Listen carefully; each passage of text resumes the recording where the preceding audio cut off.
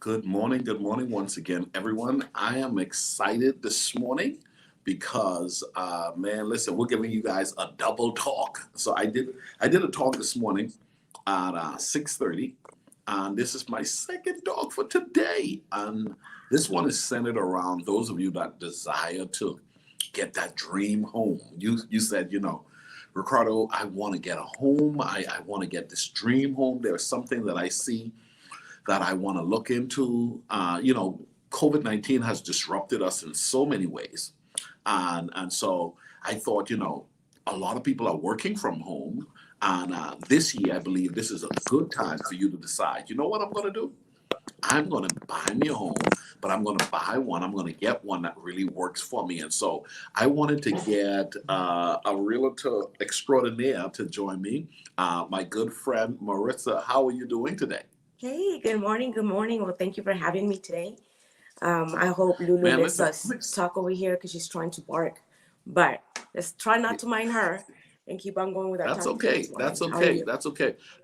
This morning, I believe we're going to help a lot of people out We are. because there are a lot of people who are wanting to buy their, sometimes it's their first home, and then there will be others who maybe it's their dream home. And I've been pushing this thought to my coaching clients. Don't forget the lifestyle you promise yourself. Understand that there is something you said you want, and for a lot of people, that's a home. You're a realtor. Tell us about this journey of accepting this as your profession. Tell us a little bit about Maritza.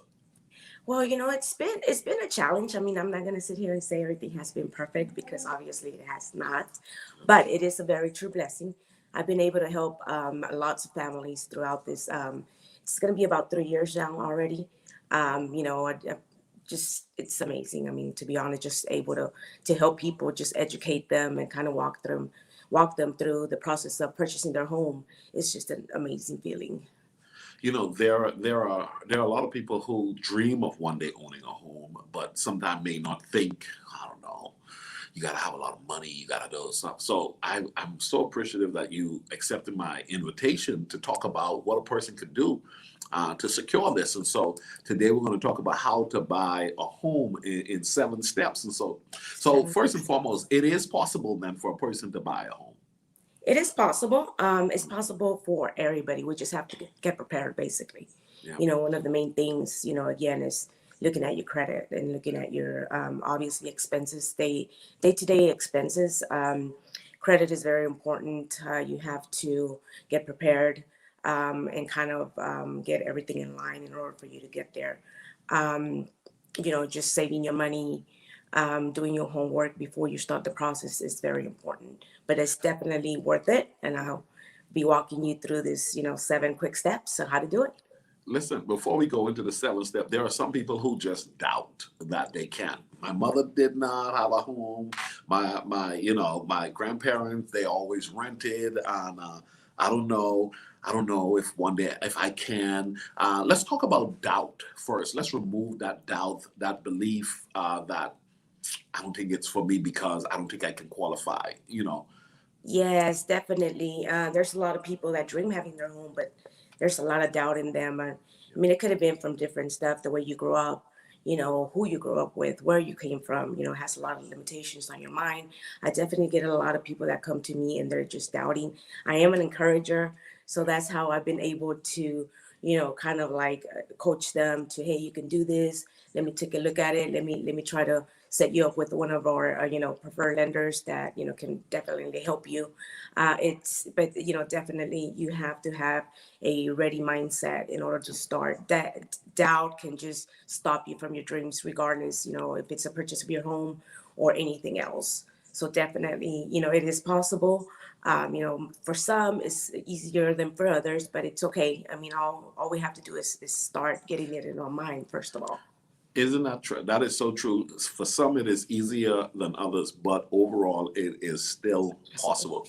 So, Maritza, I want you to go ahead and we're going to dive into this how to buy a home in 7 steps. Now, for some of you guys that are watching, if you know someone who wants to buy a home, they've been saying they're going to get a home, they've been renting for a while, and this is one of their hearts desire. Here on Effective Living, we want we want those of you that are following this platform to get it all. I'm a big believer you should aim for it all. Do not settle for anything less than what you know belongs to you. And so, if home ownership is a part of your heart's desire, I wanted to make sure that I brought you the information on this platform because that's really what it's all about, helping you to embrace what belongs to you. And so, Maritza, we're going to dive into seven steps. And so, you believe these 7 steps work. I'm looking forward to how you're going to break these down. And so, let's dive right into them. First thing, let's talk about it. Okay, yeah, definitely. I kind of broke it down in little steps, 7 steps. I mean, of course, throughout the process, depending on your situation, things might change a little, but it's not far off. Basically, the first step that I do have for you is you have to determine your budget. So you have to get your mind ready. You have to get your finances ready. How much is it that you think you can afford? A lot of this clients that they come to us, most of them are once they do qualify, they qualify for big amounts. And, obviously, just because you do qualify for a big amount does not mean you can afford it. So that's something that you need to determine. How much Let's do I let's want to let's pay? talk let's talk about that for a minute. I like it not because you're qualified for a big amount, Right, mean right. that you can afford it. Just for a minute, talk about that. Well, it really depends. It depends on who you are. What's your interest? I mean, Yep. if you're that type of person that likes to shop a lot, it's like, if you're interested in it's just something that you have, you cannot let go of, you're going to be in a bind. So, a lot of these clients, they do have good jobs. They have good credit. They have everything good going for them, but for some reason they do not manage their finances, correctly, and and the importance of what it is. So obviously, a lot of people do qualify for big outrageous amounts, but again, that does not mean they can afford it. And it's all starts on the mindset on you yourself. You have to put priorities first. Yeah. So I mean, just to start, I'll tell you right now, I would not want to get you into a home and then you're calling me, a few months later or years later, hey, I need to sell it because I can't Yeah. afford it. And it's Yeah. just basically getting your finances together and And what's that's important real. to you. And that's real. I mean, Hmm. people really deal with that. I mean, it's interesting you said that. I remember when I was qualified for my first home that I bought, and when I was told how much I was approved for, I said I just want half of that. I said I'm going to go for a house that's half of that, which was nice. It was a new home, and I thought this is still what I want. It was my first home. It was a starter. I call it my starter home. Yeah, But I remember then the recession hit right, and right. a lot of people start getting laid off and all that stuff, and people start having to sell their Start home. panicking. And there were people who, they were approved for 250, but they went and force fit 260. Yeah, You yeah. know, they You know, manipulated it in a way to force fit it and not worked it from their budget. So I'm so glad you mentioned that you want to start from the budget. the budget, yes, definitely. Start the budget. Kind of think about how much is it that you want to pay. Now you're gonna have to be very honest with yourself, and you're gonna have to, that right now in Google there's a lot of information. You can follow my page. I upload a bunch of information on things that can help you start thinking. But you really have to be honest with yourself. Start thinking how much is it that you can afford a month, and be real. What's more important to you? Is it your new home? Or is it shopping, going out, eating, out there? What's important to you?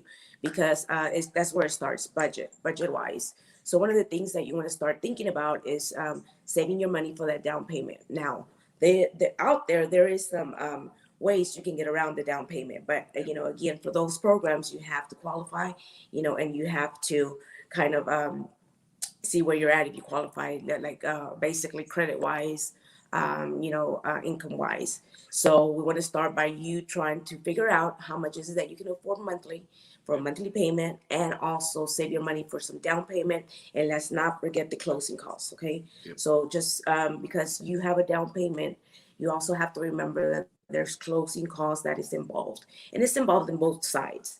Now, sometimes closing costs it is negotiable, but and I try to get the best deal for my clients. Try to manage and see if that seller will help us pay some of those closing costs. But sometimes it's not possible, especially with the market the way the market is right now. So you do have to kind of get your money together and kind of start thinking. Saving your money is very important. And again, I have clients that are like, well, can you give me a rough amount of what those closing costs are? Because again, once you get a pre-approval, they usually are ready to tell you how much is it that you qualify as far as for a down payment. But closing costs is a little bit different because it depends on the taxes, it depends on the on the insurance that you're paying, on your PMI. So it has a lot of things that closing costs goes into.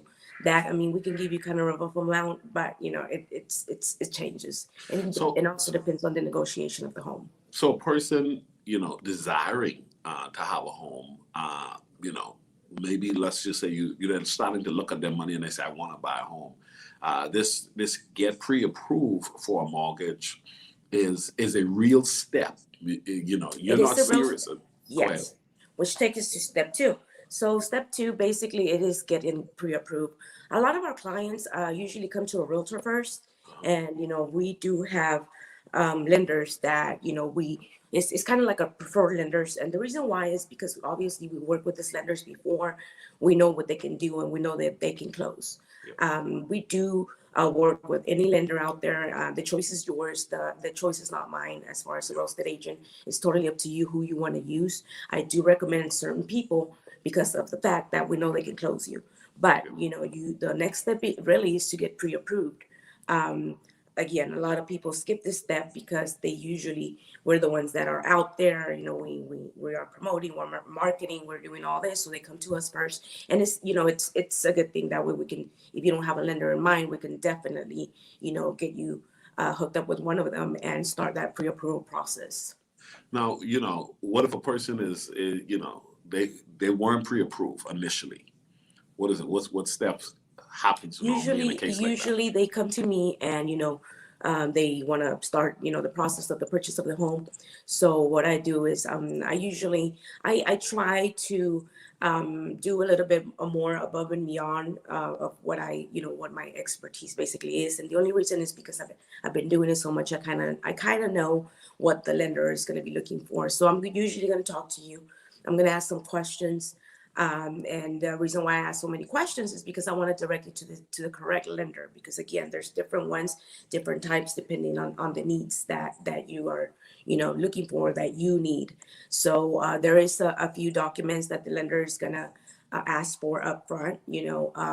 Those documents could be like obviously your driver's license, the two most recent tax records. In this case, it could be 2019 and 2020. Now, that tax season is here. A lot of you guys have 2020. They ask for W-2s for the last two recent W-2s. They ask for the last month of paycheck stubs. So obviously, if you get paid, every 2 weeks, the last two. If you get paid every week, it's the last four. And they also ask for the bank statements. Bank statements, they want to see that you indeed have the money to start the process. And the reason is because a lot of people don't know that you do have to have upfront money, Yeah. upfront fees that you have to pay prior closing. So is it a common thing to make sure you made sure your bank statement has a good track record, 6 months, a year of no overdraft fees? No Uh, overdraft fees. What else? Let's see. No overdraft, no big deposits, no cash deposits. So let's just say that you're one of those persons that have that money under the mattress. We want to put that money in the bank. do Two people months still have money in before. the mattress? Do people still? Yeah, all the time. And you will be surprised. You will be surprised how many people still do not believe in banks. Okay. But again, yeah, you want to put that money in the bank before you start the process, at least 2 months before, because the lender is going to ask you for the two most recent bank statements. So if they see this big amount or outrageous amount deposited, they are going to question it. Ah, that's so good. That's so good. The guys, if you're watching us, I'm joined with Mariza, and she is helping us to understand the process of securing that home of yours. If you said, "Listen, I want to have a dream home. I want to have my first home. I want to sell my home, but I want to know how to move forward to ensure that I can get a home." Here on Right. Effective Living, we want you to have your heart's desire. Okay, Right. and there's a right way and a wrong way to do things. Marissa mentioned that one, you need to start to operate on a budget, and obviously over the years you've seen people who may have pushed to get a home, get the home, but couldn't afford the home because they didn't understand the full cost Correct. of that, and then get pre-approved. Oh man, but it can be discouraging because there are some people who got declined once or twice Yes. and don't want to go Yes. back at it. And it's Yeah. prideful to not want to go back and think, I don't know, they denied me the first time, the second time, I'm not going back. Yeah, definitely. I mean, maybe a lot of these people is because of credit wise again. Yep. Most of the lenders that we work with, that I work with, they do have something that is called credit simulator, basically. So what they do is they do run your credit, and obviously if you're ready, they get you there. But if you're not ready at the time, they could definitely help you and say, hey, let's do this, do that, minimize this debt. They can actually not play with numbers, but kind of give you an idea on how to bring that credit score up to where it's supposed to. Now, most of the lenders out there are working with 620 credit scores. Some of them are working with the 640, and then it really depends. I mean, there's different types of loans out there, and it just part of my job. What I do whenever I do the initial talking to a client, I usually talk to them. I ask a lot of questions because I want to help you just make it more smooth and kind of tell you, kind of gives me an idea of what loan are you going to be qualifying for. Again, I'm not a lender, but I've done it. Obviously I work with lenders closely. They're usually in my office. So I kind of understand the process a little bit more. What will cause a person to be declined who has a 700 score? 700 credit score? Yeah. Well, it depends on, again, and the income, and it has a lot to do with it. I mean, And um, you know, consistency of the income and so yes. forth. Also, they look a lot at late payments. Late payments, it's like a no-no. That's try to make your payments as much as possible timely on your credit cards. Try to keep them down at least at 10%. Don't max them out. Again, I do have my Instagram page and my Facebook page that if you guys have time to go like it or follow it, I do give a lot of help as far as tips on what to Yep. do, how to get that credit score up. And this is something that sometimes you can do. Yep. You don't have to hire a credit repair. There's cases that we have to hire, credit repair, because there's no way a lender could help you. But again, there's a lot of things that you can do. And I'm just going to speak about a personal, story of mine. Is like, I have a son, he's 22, going on 23 now.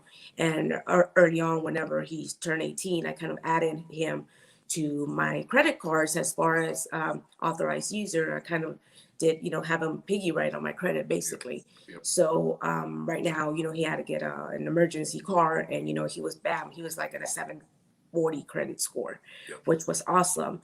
But again, I do recommend that for most mothers like me that want to help your children out there. Whenever it's time, have them add them into your credit cards as authorized users, and also try to get some type of loan. A lot of the things that you can do also in order to start generating credit is you can try to find a secure credit card, and those help a lot. Yeah. So look into it. They're called secure credit cards. Usually you have to put some type of money down into the credit card in order for you to start using it, but it's pretty quick on generating credit. Good stuff. Let's talk about point three. What's the next step? The third step. Now, the next step on point three is usually that's where you come to me. Okay, so as soon as we get your pre-approval letter, that's when we can start shopping for homes. Now, I know there's a lot of realtors out there that show without this pre-approval. Some of us don't do it. We think of differences. Obviously, security is one of the most important things. We do have families. We Yep. we want to make sure you're real, and we want to make sure that we have the whole information of who you are, because these people most of the time we don't know who you are, basically. And then we also want to think of our sellers, because our sellers, you're coming into their homes. A lot of sellers still live in their homes, so we just want to make it as just safe as possible for them. And then also the most important thing though is because it does give us an idea of how much money you can afford. So as soon as you get that pre-approval letter, it's going to come with an amount. And in that amount, that's where we, start sending you homes. If you get a pre-approved for 250, that's when we start seeing homes of in that budget that you can afford, basically. So pretty much you're telling them, hey, this is what your pre-approved letter has indicated that this is what you're pre-approved for. Right. Based on our conversation, this is what I'm seeing you can afford. Yes. Yeah. Yes. Now, again, a lot of clients, you have to just kind of be truthful. What is it that you want? Think about it really. What do you want? Because we do get the clients that they have the pre-approval at a certain amount, and then we're out there wanting to see, homes that are for higher amounts, and they're like, well, I have money, and I could put the rest, basically. I could just bring up the rest. Now, you do want to talk to your lender. You want to make sure that that's possible with you. Because not all the time is possible. It depends on your file. So you might want to bring that up to the lender. Hey, I'm approved for 200,000. I'm not finding homes that I like at 200,000, but I do have, $30,000 extra in the bank that I can, come up with. So you want to make sure you tell your lender that, and then that way they can have all that ready for us. That way we don't go back and forth, back and forth, back and forth. But it's very important to be truthful, basically. How important is it to trust the agent? How important? It's very important to trust your agent. A lot of things that I'm seeing right now, and it's just because, we're not educated. A lot of us is not educated for whatever reason. We're not. If you're not in the field, you really don't know, how to start. But a lot of things that I'm seeing right now, it's I'm having people that come to me. We start the process. We send them to the lender. They do their job. I'm coaching them. I'm spending time. We're all doing work for them, and then all of a sudden they get pre-approved. We help them, fix credits or whatever it is that we need to do to get them pre-approved, and then they go MIA, they're gone. We never hear from them. Yeah. So then, later on, we figure out that they went to another lender or they went to another realtor, and that's the thing. Just remember, guys, if you are going to choose a realtor, let it be a realtor that you trust, that you like, and that you can work with, because not everybody is for everyone. But just FYI, I have nothing to do with your pre-approval. So if you're not happy with the lender that I refer you to, or you're not happy just indeed with the lender that you went to, we can always keep on shopping or trying to get see who's your fit. And the reason why I say that is it's not because and we have very good lenders, but a lot of people, they're not approved for what they want, basically. So they think that from jumping from one to another is going to get them there, and it's not always the case. They go by the same guidelines, but again, we can try somebody else, somebody different. But once you come to me, you make sure that I am somebody that you want to work with, or any of my fellow realtors out there, because we do work very hard for you. So, but yeah, that's where you want to come with us. So guys, if you're watching us today, please tag somebody who you believe will enjoy this conversation. Their goal is to get a home. I think this is a great time to get a home. I think in buying a home, you want to buy a home that really works for you. Mariza, one of the things I realized last year was that there were a lot of people who bought homes who never stayed in those homes until the COVID-19 occurred, and they started to realize a home is not just to sleep in and just to eat in and sort of, catch a shower at. You need to make sure you love your home. And I mean, definitely. It's a place where you can stay. And a lot of people didn't know how to stay in their own homes for 30 days.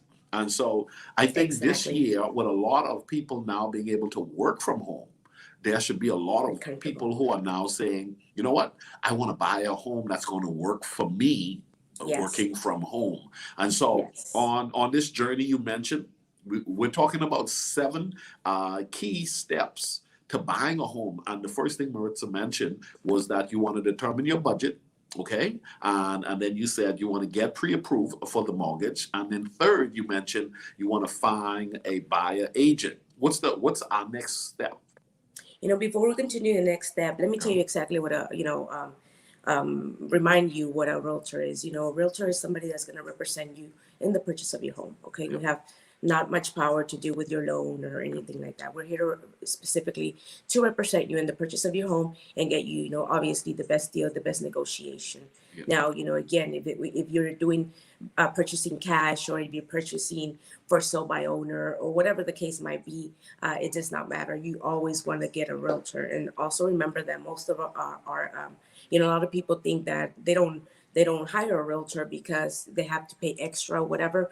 Our fees are basically paid by the seller. So if we stay in the market, our fees, our brokerage fees are paid by the seller.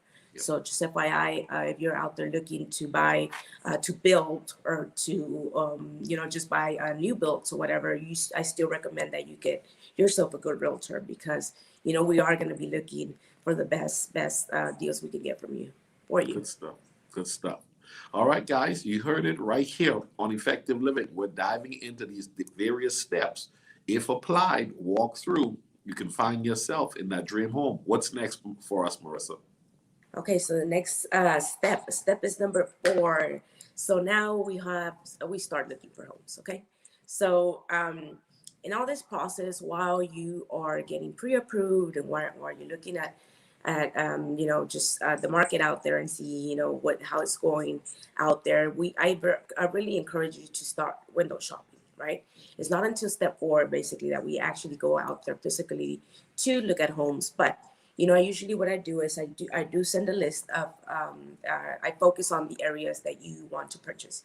Now, keep in mind we do have the market, so our system is the actual system. A lot of a lot of programs that are out there in the internet, like, you know, Zillow or Redfin or any of all those right there, they usually fish off our system. So our system is the one that updates. You know, I believe it's like every minute or so. Most of these homes that you find out there on the internet, they're already either taken, they were never for sale, or, you know, they're under contract. So just FYI, I want to, you know, let you know that, because a lot of our clients thinks that, hey, we don't want to go and show you this home, but that's not the case. So what I do is usually I send you a list of the areas that you want to target.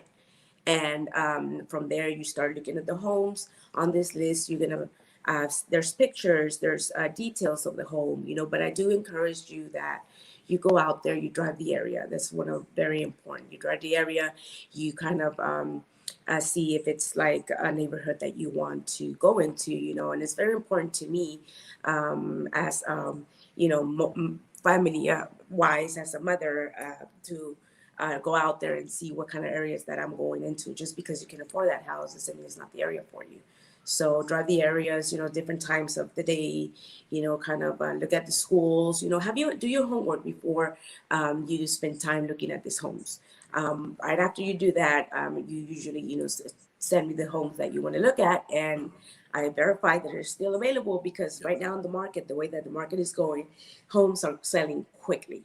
Like they're out there in the market, and one day they're out. So want to verify that they're still available, and then we're off to go shopping and go visiting homes and do the inside job, basically. Have you found it to be that there are people who will be lazy sometimes? They see the house, they don't do the work in understanding the neighborhood. They did not do the they didn't do the work to find out about the school district. They have young kids, but they have no clue that it's a failing school district area, or you know, or they didn't take the time to even get to know their neighbors, potential neighbors. All the time, yes. Yeah. All the time. I mean, there's times that we go to homes, or they send me homes, and I'm like, well, you know, we've been looking at this type of homes, and did not want to go into this area. So, but he's still sending me homes in this area. So I don't think they go into details of, is this the home for me? So yes, I encourage you to really Google the area, or just drive it. Or even though if you don't want to go out there and drive it, at least Google the area, look at distances. You know, now with technology, you could just, you know, put, hey, for this address to this address. So kind of do, how far is it from my job? How far is it from my schools, or whatever the case might be that's important to you. Yeah. Oh, that is so good. So, on our journey, we're trying to establish the points for those that are watching us today. You're wanting to buy that home. Your goal is to bring about a level of progress in your life. That's what I'm all about. My goal is to help see a level of progress occurring in your life that you find yourself pleased about. Okay, you Yes. find yourself pleased about, and that's the reason why that I have that statement. Don't forget the lifestyle you promised to yourself. And a lot of Yes. people, Maritza, they settle when there is more and there is better. And I get that Okay? all the time. Yeah. It's amazing how sometimes I look at homes and there a lot of another thing that I see a lot with a lot of different people with that we have just the limited mindset basically is because it's like $10,000 less or Yeah. something, Yeah. just to give you an example, Yeah. and they rather take that home than the one that they totally love. Now, Okay. Wow. with that amount, your monthly payment is not going to be that low. So Yeah. that's another thing. I see a lot of people that they just see these beautiful homes Yeah. and they just don't like, oh no, I want this one. And I'm like, but this one, they have new roofs, they have, remodeled. Yeah. It's just amazing how people just, I don't know, I guess it's their mindset or Let's dive into that mindset, that limited mindset. You referred to that word. I'm real big on that because I think oftentimes that would be the reason why someone would not go for what their hearts desire. yes, And when I say don't yes. forget the lifestyle you promise yourself, you're pretty much paying mortgage price in renting. you're Uh, paying you're paying and renting, you are not getting anything back. So there's the, yeah, I mean, if you purchase your home, let's just remember that that's like a bank. You're saving money because yeah, of that equity, and in yeah, rent you have no equity, it's totally yeah. gone. So for those I know, you've had to meet people over the years who you've somewhat had to either encourage or you felt as though Yes. you would want to say this to them, how to change your mindset, reminding those who are watching us, don't settle for less than your heart's desire, and do the Yes, work to become qualified for what your heart's desire. Yes, it may cost a little bit more, but at the end of the day, I heard you know that this is what you're going to want to live with. You know, yes. Nowadays that, like you said, we've been through COVID, all, a lot of us stayed home and worked from home. Now you see the importance that it is to have a home where you're comfortable, like literally where you're comfortable. Most of the buyers that I had last year in 2020, a lot of them, they were looking for office space, a yeah, space that they didn't have on the other homes. A lot of people were selling also because this was their chance because of the interest rate. It went so much down yeah, that now it yeah, was their chance to purchase the dream of their home, their house of their dreams, and sell the one that they were at, and that yeah. you were able to use that equity towards the new home, and they were practically probably paying almost close to the same. Wow, wow, that's really good. Let's dive into our next step. What's our next step? The next step, let's see, making an offer. Okay, this is like very tricky right now.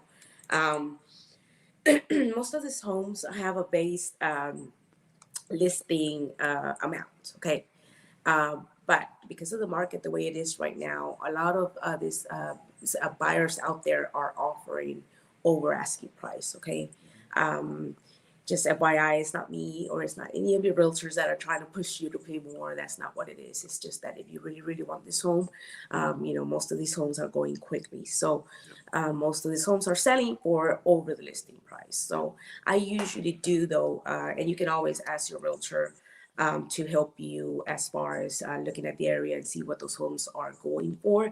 I usually do it for my clients. I usually, before I send out an offer, I kind of I talk to them and say, hey, just of what I'm seeing, and just because I kind of know the area, I could tell you you're not going to be, I basically recommend you to offer X amount of money. But I'm gonna go to my computer as soon as I go to my computer and just kind of run a quick CMA, and we're saying a quick CMA because yeah, if we really dive into it, we're gonna be stuck in the computer for like a long time. So just a quick check out CMA, check the area out and see how much those homes are going for, and I'm gonna base that off of your offer amount. Okay. Now, one of the things that I'm seeing now also is a lot of these people, they're offering over asking price. But you also have to keep in mind that if you have a loan on hand and you don't have any extra money other than your down payment or your closing costs, and that you offer more than it was listed for you. You go under contract, and you just remember that the bank is going to send out an appraisal basically, and to determine if indeed that amount that you offered it's worth the home. So they give us an opinion of value, and they say, well, this home that you offered 250 is really worth 230, or it's really worth 270. So if the value comes back lower, you're gonna have to enter a negotiation there where either the seller comes down or you have extra funds to make up the difference, because the bank is not gonna lend you any money that the house really is not worth. So just keep that in mind right now. It's basically the battle of the offers right now. We're experiencing just, it's tough out there. But I want to encourage you again that do not give up, because yeah, it might take us a little longer to find your home, but your home is out there. I assure you, it's out there somewhere, and it's going to be worth it because of those interest rates that are so low at this time. Have you seen this happen in the industry or in the space? I don't know. I'm just asking. Where there are people who they said the initial price. Someone came, your customer, your client came in, saw the home. I love the home.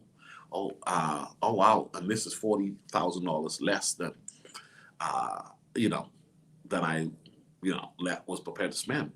I want this, but then somehow the seller wants to now increase the price by 20,000. Yes, all the time. Because of the market, and just it depends. I mean, I'm not gonna sit here and lie to you. There are a lot of shady people out there. There are a lot of shady realtors. I mean, it is what it is.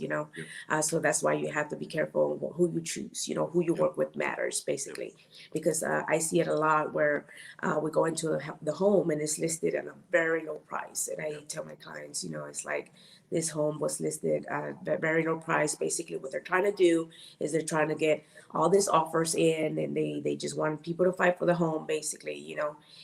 But just FYI, if we offer what they're asking for, it's not going to happen for you.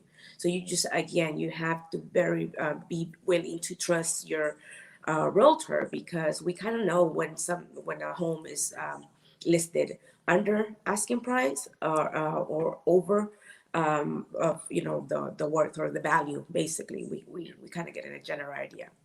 Nice. All right, good deal. What's our next step? Our next step.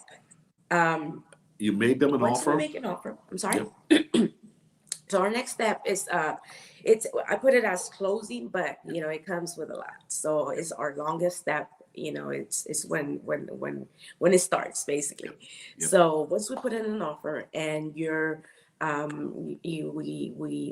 seller accepts your offer, or we're ready, it becomes a contract. So during that negotiation, we make sure that we send in the offer, the seller's fine, I'll take it, or sometimes they want to counter, or we just pass that moment.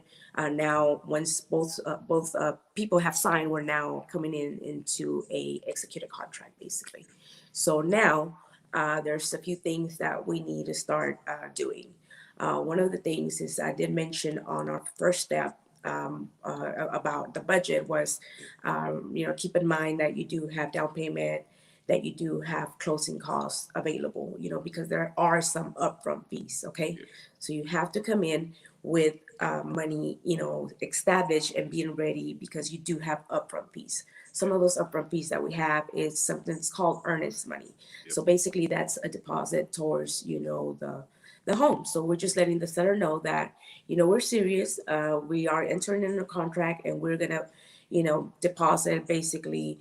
It's usually 1% of the price. So let's just say it's 200,000. It's about $2,000. Yep. So and we want to make sure that he knows, hey, we're gonna deposit this, and we're serious basically. So what that money does, it usually goes to the escrow of a title company, because you got there's a few steps of in the purchase of your home. One, you have your lender, which is the one that's taking care of your loan process and all that, money thing wise. And then you have your realtor, which is representing you on the purchase of your home and is able to do your negotiation for you and guide you on all these steps. And then we also have the title company, and the title company is the one that takes care of the legal side. So basically, they make sure that there's no liens on their home, that indeed it could be sold, and that's what they do. So basically, on this upfront fees, we do have the earnest money that we have to, deposit it. We have about 2-3 days to get that in the title, before we get we're liable for not doing what Let we're me ask supposed you to be this. doing. Uh-huh. How dangerous or how safe is it to buy in quick sales? In quick sales, Mhm. I mean, again, it depends of you. I mean, a lot of these quick sales, it's like it says, like it's called, they go quick. So, they're gonna. I would recommend going a little bit more as far as, like earnest money for. Is that what you're asking? It's usually on a regular negotiation, it's kind of 1%, but on all these other sales, I recommend you deposit a little more. It's just good money. It's just good faith money, basically, Yeah. letting them know how serious you are. Yeah. Now, So, go ahead. as far as after we get that earnest money in, there's something that is called the option fee. So just to narrow it down, basically what that is you're paying a certain amount of money to the seller, and you're basically buying some days so that the seller can take that house off the market and let you do your inspections. Okay, now usually it depends on the right now in the market. I see that the option fee, a lot of these people are not really even asking for option time. Some of us, we still do it, but they are limited. Usually, it used to be about just to give you a rough idea, about maybe $100 for 5 to 7 days. Now we're experiencing that they want more, or they want less days, or just because they don't want to waste their time if you're not going to move forward with the purchase of the home. But in that time, we do recommend that you bring out an inspector, and always remember that an inspector is a third party person that is gonna come out and inspect their home. You hire an inspector. Again, your realtor is able to recommend you some, but you can also hire whomever you want. And again, it's not something that you have to do, but we all recommend it because we walk into these homes, and yeah, they're beautiful, they're redone, they're remodeled, but we want to make sure you bring an inspector so they can check the foundation, the roof, the plumbing, stuff that we don't physically see. And there are some Um, people who try to cut corners on those stuff. So I don't think that's necessary. I think that house yes, is good.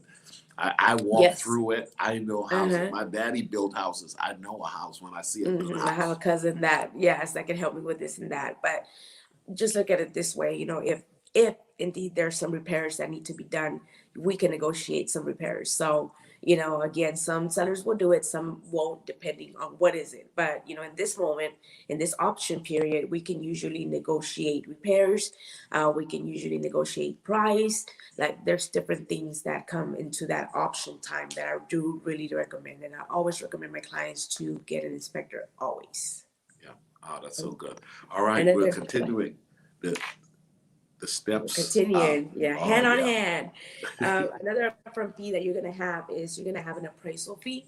Now that's part of the lenders on the lender side, but just to know that you are gonna have that fee there also, and basically you're just paying for an appraisal to come out and value the home, make sure that what you're paying for it is indeed worth it.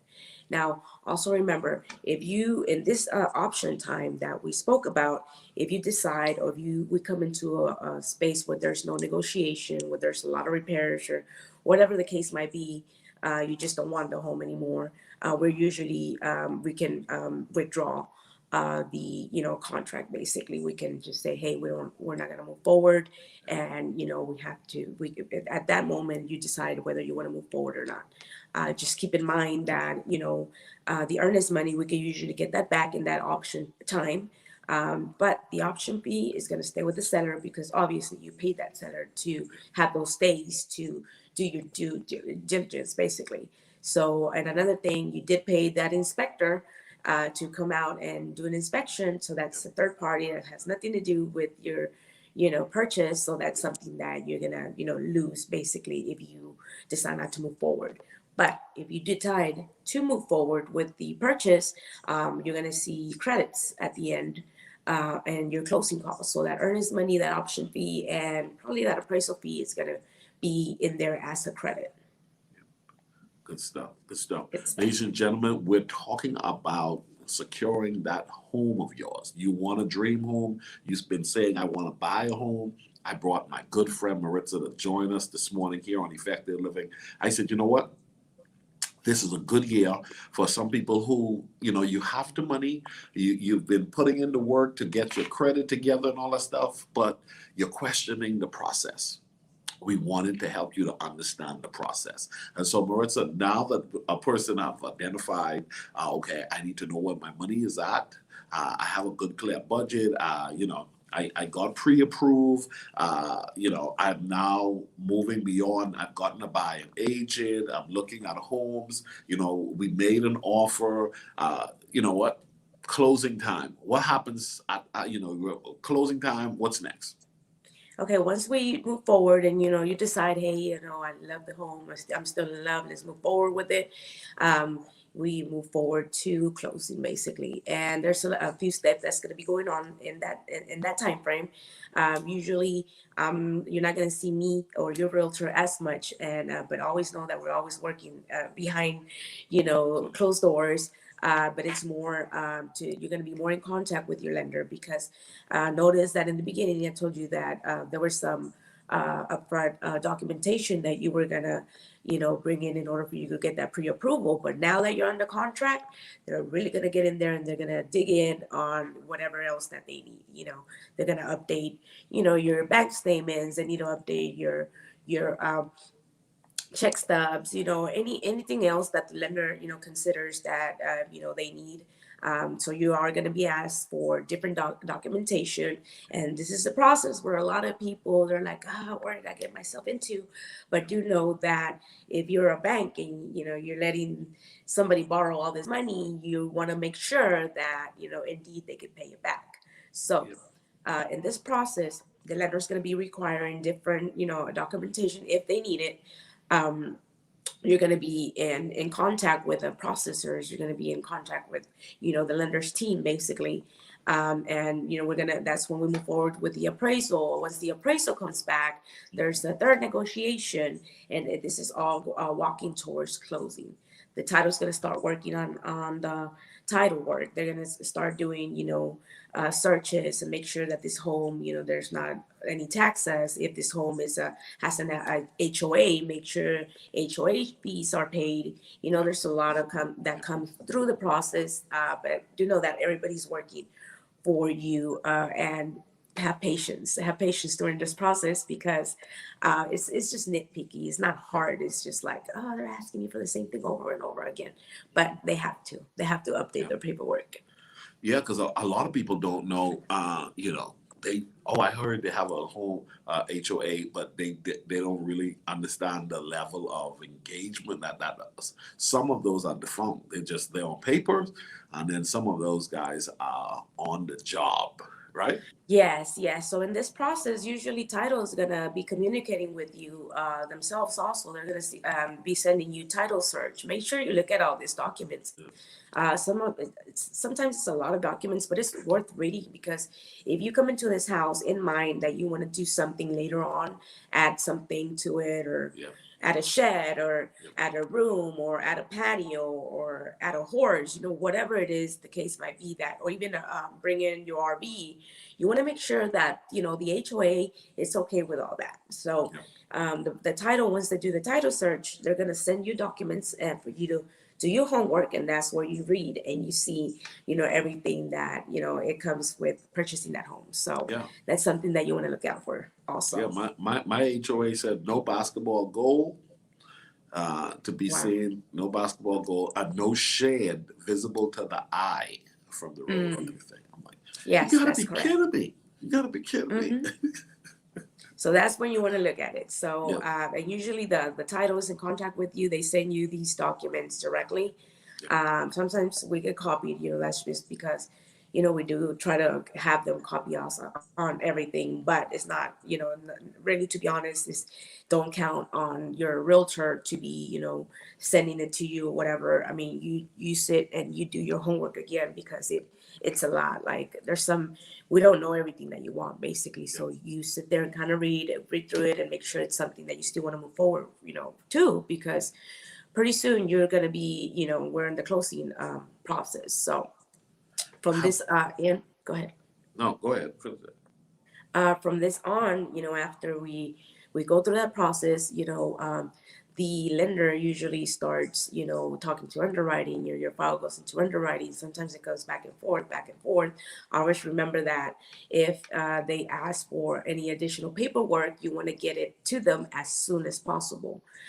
Because let's say you take 5 days in order for you to give them that paperwork, that's going to be 5 days where your file is going to be sitting there in line. So basically, until you give them the paperwork that they need, that's whenever they bring that file, they put it in line. And remember, there's a line, so there's plenty of files before you. So just because you gave your lender a document that day doesn't mean you're going to hear from them that day. Usually, there's a line. So be very, very courteous and try to work with them as soon as possible, because that way you don't want to spend so much time not trying to close. And what we want to do is we want to get you to closing as soon as possible, because remember, in that contract we usually put in an estimated time of closing. Okay, and that's what the sellers go by. Sometimes it could change, but we also want to make sure that we're courteous with the seller, and we don't hold their home for 2-3 weeks just because you did not turn in a document on time. Because they can say, you know what, your time is up and we're not closing, and then you lose all that money. But Let me, it's not going to be the case. You're going to be yeah. good. You're going to close, and that's where we go to step 7. Well, before you go to step 7, let me ask you this: is it common here in the state of Texas for people to talk about mineral rights? Is it automatically Yes, coming with yes. A lot of properties, this. or are they losing it? Is it not being sold commonly anymore with properties, or is it a give or take kind of situation? Yeah, most of the times I don't see them as much as they used to. I mean, they're still out there where they sell you the property with mineral rights, but most of the times they're not there. Like, for instance, myself, I purchased out in the country, and it's like my mineral rights did not come with a home, Gotcha, and it was like way before the person that owns it is probably not even alive, to be honest. right, Probably their gotcha. kids or whomever. You want to, and that's usually at the beginning of the contract, wherever you do the negotiation. So if that's something that is very important to you, make sure you ask the realtor, hey, does my property come with mineral rights or not? Yeah, Now, don't be surprised if it doesn't. So don't let that stop you, because most of these homes, they're not they're coming with not. mineral rights Understand. anymore. So we're on point 7 now. With step 7, what happens at step 7? Step 7, that reminds me. Let me go back real quick, y'all. Step 6. Another thing that goes on step 6 is that surveys. So remember that there's a survey that usually either sometimes the sellers has the survey, sometimes they don't. It's negotiable. Either you pay for it, they pay for it. It depends. But that's also title's also going to send you that survey. So you make sure on that survey, look at it. It usually tells you, the if there has any easements, if what. Look at it. It's pretty interesting. And if you're thinking of building something or adding to your home, that's where you want to look at that. You want to also look at if you're going to add, like, maybe a fence. Also, your survey is very important. Your A HOA pool? is very important. Your, looking at your title is very important. So, Yeah. it's going And, back hey, to. they may think they can add a pool, but maybe based on what's underground there, that they may hinder them from Yes. being able to. Yeah, exactly. So, like out here where I live, we have. I had and this quickly, I had a seller that wanted to sell part of his land, and he wanted to subdivide. He had 22 acres, I believe, and he wanted to divide it in half. But the half that we wanted to sell, kind of all of it had, an easement where it's the electrical wire, the electric company out here. Yep. So it was, most of it was electrical. So you can't really, I mean, you can build, but you have to be very specific. You have to check where you can build, because there's Yep. certain heat that you cannot build from certain easements too. So you have to keep that in mind also. There's a Wow. lot of things, but remember, always check your surveys, guys. Check your surveys. That's very important. Yes, we're here to help you, and to guide you, and just kind of explain things. But it's very important that you also do your homework and you check those surveys. You make sure that's what you want, because once we get to step 7, that is it. And so, step 7, ladies and gentlemen, give it up to us, Miss Mariza. Yay, made it happen. So on step 7, right after we get the clear to close from the lenders. We say, hey, yes, you're ready to go. Y'all talk about how much money you're bringing to the closing table. How much they give you an amount basically, and again, you can either bring that in a cashier's check or maybe a wire transfer, whatever is best for you. That's when we go to the closing table. So now in the closing table, you are basically signing your life away. Now you're signing, and just expect a lot of signing. Probably you're gonna sign most whatever you sign in your whole life. So there's a whole bunch of paperwork that you have to sign. Again, depending on what type of loan you had, and all that. But that's when you start signing all these documents, and that is when you are basically taking in your new home. So you're signing now, and right after you're signing, usually most of the title companies, there's another little time where they have to fund. So they have to get that money from your lender. They have to pay the seller, and then I can give you the key. So if you want to move in that same day, make sure you close in the morning. That way you are funded and ready to go that same day. Wow, some people move in the same day. Some people move in the same day. Some people, they have apartments that they have to, leave, or they gave their notice at their apartments, and they just, are like in thin line of the time. So yeah, some people are wanting to move in the same day. So that's very important. That's when you get the keys, and that's when you feel everything was worth it. Everything we went through. That's where it is. That's when people believe it. That's when I can say congratulations. A lot of these Yes. people, Hey, because and I'm an take that picture. encourager. And take that picture. And take that picture. Make sure you take that picture, guys. That's something you want to keep forever. Seriously, that's like a trophy to you. Yeah. Like Yeah. it's just, make sure you guys take that picture. And obviously, if you think your realtor gave you that good service, make sure you let her upload that picture. And give her. Go back and give her, that rating, that that 5-star rating, please. Come on. And yeah, make sure you guys sink in what this is, because this, to a lot of people, this did not start whenever you called me to see the process of the home. It started years back. It started whenever you were a child, and you used to say, one day I'm going to grow up and I'm going to buy my home. I get a lot of young kids that they are purchasing these homes for their parents, because their parents came to this country. They worked so hard, so much. They had 2-3 jobs, and they were never able to purchase that home for whatever reason. But we have those youngsters that they're like, I'm going to help my mom buy a house, or help my parents buy a house. And this dream does not start when you call me. I mean, most of us have that dream inside of us ever since, God knows, way back. So now that we've shared with our viewing audience 7 steps to buying that home, tell people how they can get in contact with you. Where are you at? Which company you're with? If they wanted to connect with you and walk through this process, how do they get in contact with you? Yes, it's very easy, guys. My phone number, you can always call me or text me. A lot of people don't want to talk, but you can call me, you can text me. My number is 469-688-2600. So that's 469-688-2600.